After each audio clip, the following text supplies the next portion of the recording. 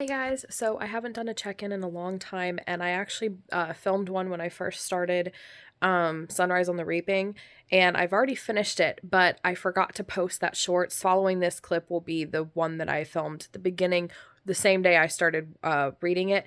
So this is Sunrise on the Reaping, Hey Mitch's Games. I took the dust jacket off because I didn't want to hurt it while I read.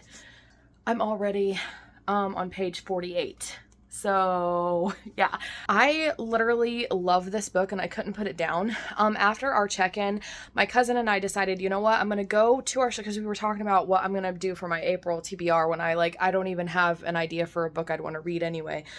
And I was afraid of doing this one because it's still YA, and I didn't want to start it and then DNF this book since I'm having so much trouble with Songbird and the Heart of Stone by Carissa Broadbent and all these other books that I've been reading.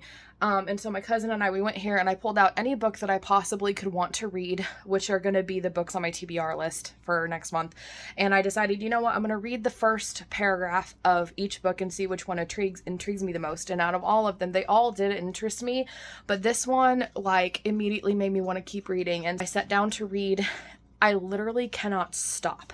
I love Hey Mitch. I love his perspective. He's 16 years old in this story. I've loved Hey Mitch's character in The Hunger Games, and I read them when I was a teenager, and The Hunger Games had such a big influence on me and my writing and who I am as an author that it feels very nostalgic. And as I'm reading, I'm falling in love with the world again, even though it's like they're oppressed and the capital is horrible, so maybe that makes me a psychopath. But it's just such a creative concept that I feel like it's timeless. Like, such an amazing concept that's been repeated in various ways throughout other stories where you have people in an arena fighting to the death or trying to survive, that sort of thing. So I'm on chapter 4.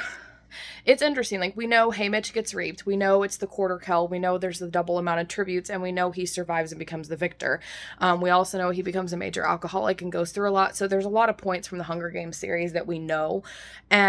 But how he gets to that point is kind of the really intriguing part.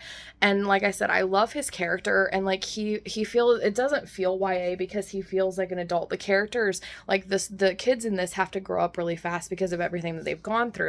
And he is kind of man of the house. He's taking care of them. And the original idea of the Hunger Games is what inspired me to write my book Hunter. And so it's giving me Jared vibes from Jared's backstory. If y'all know, you know. But I'm having a lot of fun. I'm past my time. So yeah.